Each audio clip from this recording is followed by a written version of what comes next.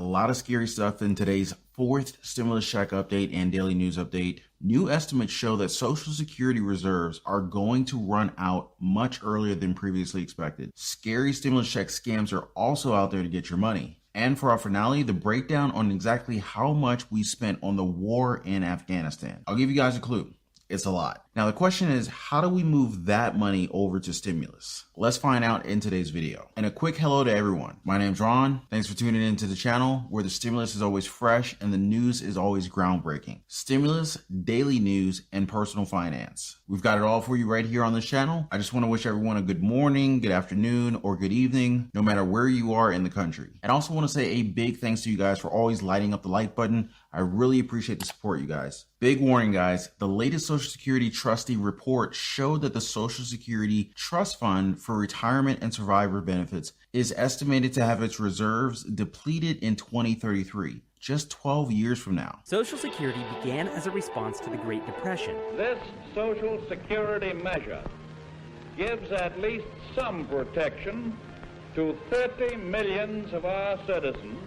And ever since then, it has assisted the lives of millions of Americans in need. But over the next 20 years, an average of 10,000 baby boomers a day will apply for Social Security. When you are young and working, a portion of your tax dollars are set aside in a gigantic pot called Social Security. The more you earn, the more you contribute, and the higher your allotment when you retire, or if you are disabled, a dependent, or a beneficiary.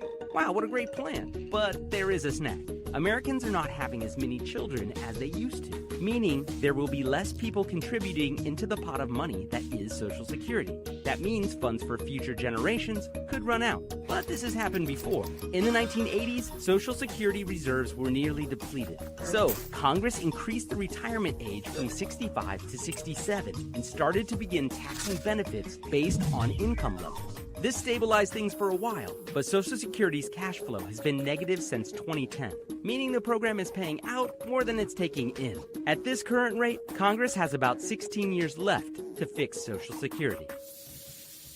Now, according to new SSA Commissioner Kololo Kajazi, and its economic impact have had an effect on Social Security's trust funds, and the future course of is still uncertain. Yet, Social Security will continue to play a vital role in the lives of 65 million beneficiaries and 176 million workers and their families during 2021. Now, earlier than that, the Trust Fund for Medicare Part A, which covers hospital care, is estimated to have its reserves depleted in 2026. Treasury Secretary Janet Yellen stepped in to reassure everyone that the Biden-Harris administration is committed to safeguarding these programs and ensuring that they continue to deliver economic security and healthcare to older Americans. Now, do you guys believe that? Drop me a quick comment below. So far, we have some very solid Congress proposals on the table right now. First and foremost, really are President Biden's campaign promises for Social Security. Remember those? He said that he wants to increase Social Security payroll taxes for those who are making $400,000 and up. Now with that, we would be able to fund our Social Security programs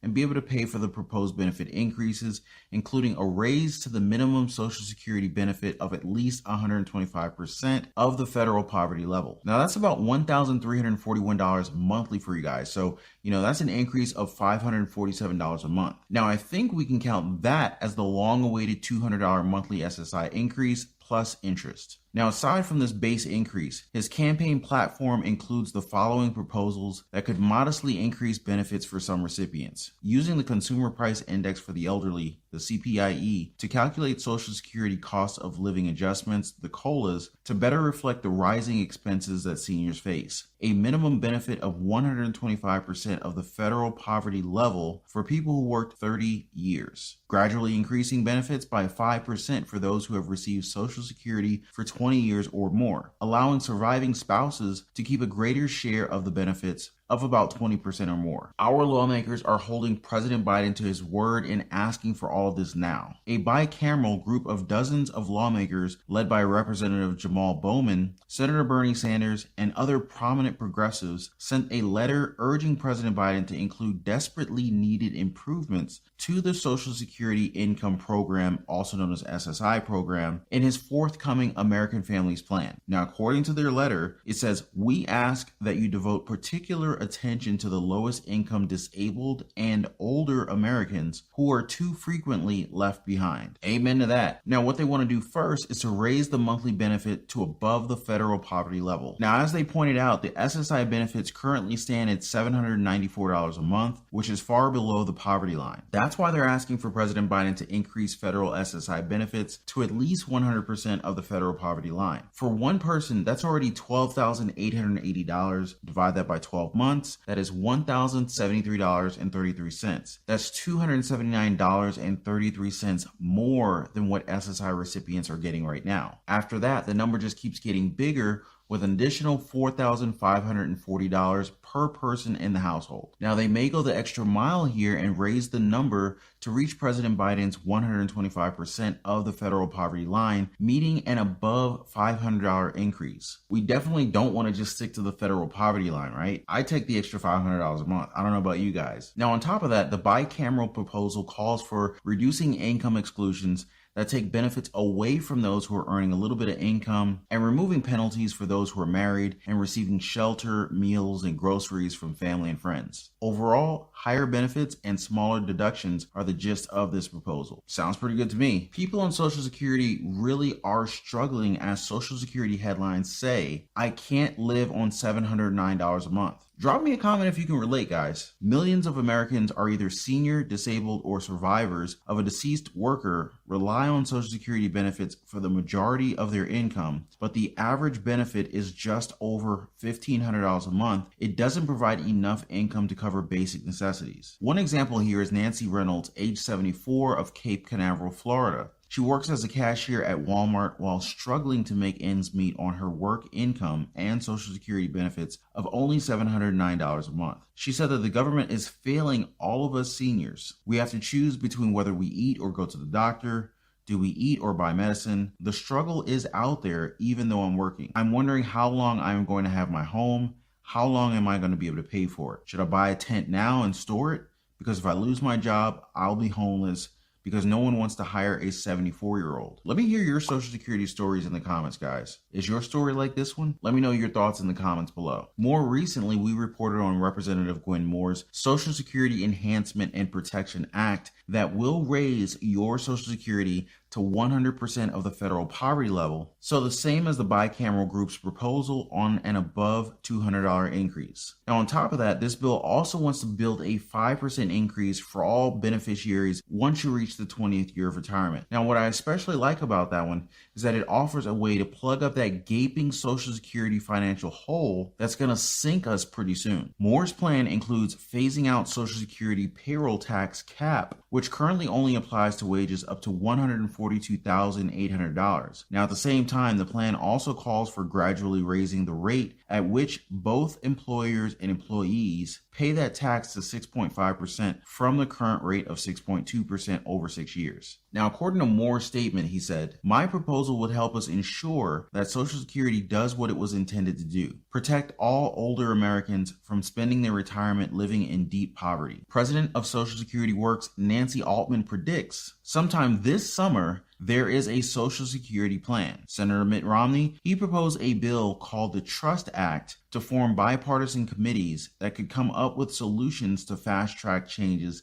to fix the funds for Social Security, Medicare, and the nation's highways. The bill already has bipartisan support, but there's just the worry that the committees may ultimately decide to cut Social Security benefits. According to Max Rickman, president and CEO of the National Committee to Preserve Social Security and Medicare, says here that the Romney plan is a way to cut benefits and leave very little fingerprints from members of Congress on how that was done. That's pretty scary, huh? One way or another, though, we're definitely going to see some developments here. Generally speaking, that will include either the benefit cuts or tax increases, or a combination of both. Now, another proposal that they could possibly reintroduce is the Social Security 2100 Act, which was led by Representative John Larson. This would pay for the Social Security money and even add on to the benefits through payroll tax increases. There's also the Social Security 2100 Act from Congressman John B. Larson. Now, aside from the 2% of the average benefit for all beneficiaries, this bill would raise the new minimum benefit to 25% above the federal poverty line and would be tied to wage levels to ensure that the minimum benefit does not ever fall behind again. Oh, and don't forget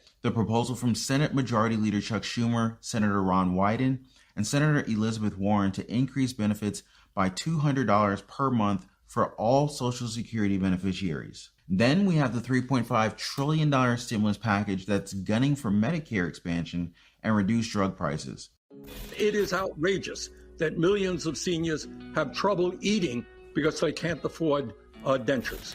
You know, when you've got just Social Security, it only goes so far, so you got to be pretty economical. It's exactly what it is picking priorities, and sometimes your teeth can't be your first one. If Medicare was expanded to include dental coverage, eyeglasses, hearing aids, and that would really improve people's quality of life and financial stability. I got 2 teeth missing. I'd like to have. I couldn't afford to keep them because I didn't have the $1,500, $1,600 to have them capped or a replacement for them, as far as that goes. And I got real heart troubles, which the teeth, if they're infected, it gives you a chance to get that infection in your bloodstream and be a little quicker. And I just think it's part of your health. And I think it needs to be addressed along with your hearing and your eyesight. The one thing that is often lacking in insurance is prevention, that a relatively small amount of money for something like dental cleanings on a regular basis would be able to prevent people from needing $3,000, $4,000, $5,000 dentures. There is growing support to at least right now expand Medicare to cover dental, to cover hearing, to cover eyeglasses. People are still driving with the glasses they got 10 or 15 or 20 years ago. It's frequently not safe for them or other people on the road, but they're doing what they have to do because they have to get to the grocery store, the doctor. People need to be able to hear, to be able to interact, to be able to maybe have a job and have some extra income. All of those things are really dependent on those services, on those things being provided. It's time this country had insurance, health care for all in all phases of health care. They'll tell you it's time to get a colonoscopy to protect your health, but we're not going to have you go to the dentist and get that rotten tooth that's getting infection into your bloodstream, or let you go around deaf or blind. It just doesn't make sense. But let's also not forget Senator Bernie Sanders' comparison of insulin prices around the world. Canada, a country right next door to ours, charges $12 a vial, while Big Pharma spikes that price sky high to $98 for the United States. A quick Google search showed that the patients with type 1 diabetes typically require 2 to 3 vials of insulin per month, but patients who are more resistant to insulin, such as those with type 2 diabetes, may require 6 or more. Doing the math here, people with diabetes could save anywhere between $172 and $516 a month if the proposed drug price reduction happens with the $3.5 trillion stimulus package. Now, savings equals more money in our pockets. And what do we say here on our channel, guys? Hashtag poverty is a policy choice.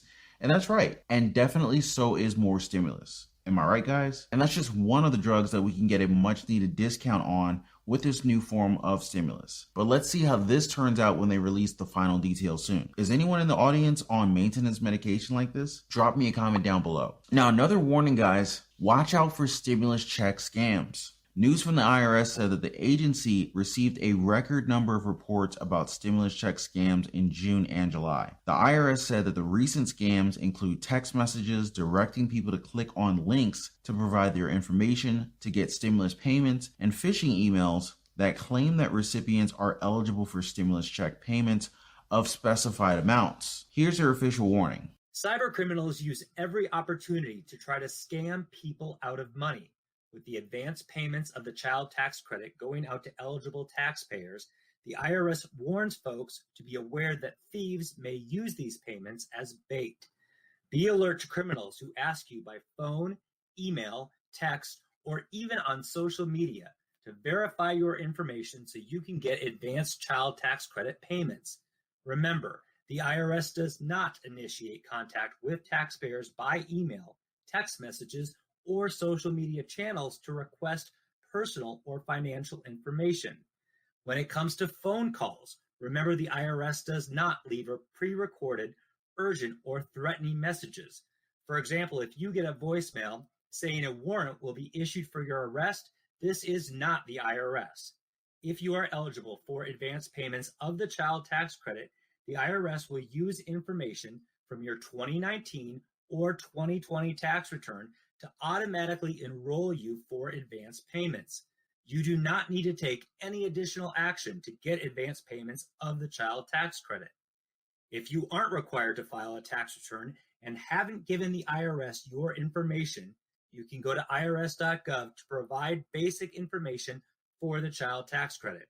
To learn more about the advanced child tax credit, including who is eligible and how to provide your information to the IRS for this valuable credit, And remember, guys, the IRS does not send taxpayers unsolicited emails and text messages threatening people with jail time or lawsuits or demanding payments through gift cards or cryptocurrency. It's just not their MO. Now, if you ever get any of these shady texts or emails, you can forward them to phishing. That's with the PH. Now, I just wish we could also report the scammers that are trying to take advantage of our YouTube community. You may have noticed comments like these that have gotten a number of replies. Now, if you compare them, you'll actually see a very similar script. These guys are always talking about some kind of investments, and then someone opens up about a supposed experts, and then others pile on trying to make it look like they're legit. They're not, guys. These are just scams. So don't believe them and don't ever call those numbers that they post. So check for the check mark right next to my name. That's how you know that it's official. One more way that these fraudsters try to scam us is by posing as me in the comments. They literally just steal my picture and everything, copy my name and my photo, and try to make it seem like it's me. But if you don't see the check, then it's a fake. But I hope you guys see the difference here. So number one, there's that special shading next to my name plus the check mark to verify it's me.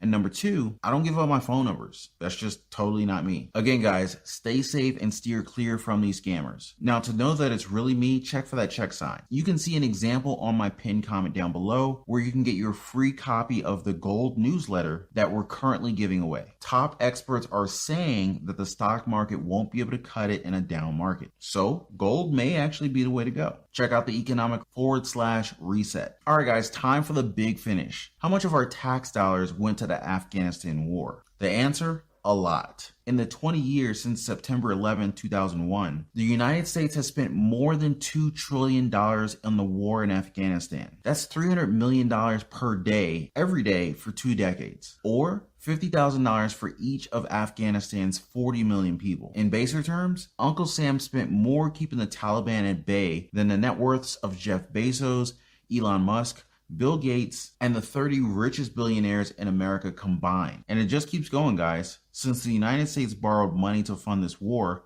estimates show that by 2050, the cost of the interest alone on the Afghan war could reach $6.5 trillion.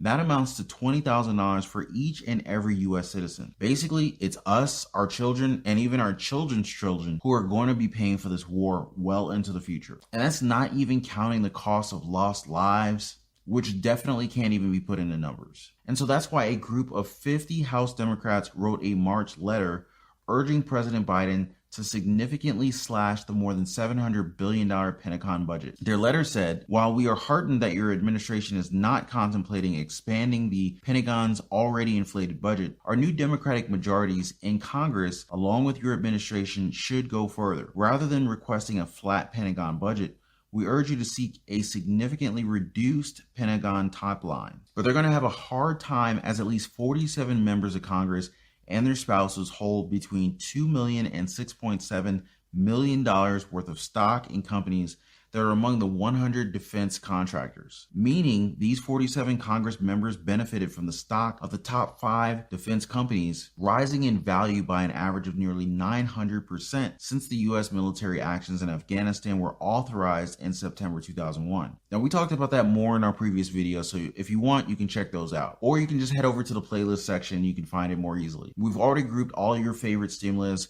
Social Security, student loan forgiveness, and of course the 4th stimulus check They're all there. Now, speaking of, there's also some hot fourth stimulus check and recurring stimulus check proposals on Congress's table right now. We do have Representative Ilhan Omar's proposal for a federal guaranteed basic income program. Again, that's a nationwide program that they're going to give up to $1,200 per month for adults and $600 for kids. Now, of course, there's also the Automatic Boost to Communities Act from Representative Rashida Tlaib, and that would give out straight $2,000 fourth stimulus checks and follow up with $1,000 monthly stimulus checks for each month until 1 year after. Then there's the sweeping House resolution to end poverty from Representatives Pramila Jayapal and Barbara Lee. This includes stimulus checks via cash assistance programs, in addition to a minimum wage increase, expanded unemployment insurance, canceling of all unpayable debt, affordable and public housing, and free education. So really, guys, all we need is just at least one of these stimulus proposals to actually push through. Ideally, in this $3.5 trillion stimulus package that they're working on, we would actually be golden. Now, all we have to do is keep an eye on their defense budget and those wealth and corporate tax hikes. But don't miss a single one of the coming updates. Subscribe to the channel and hit that notification bell.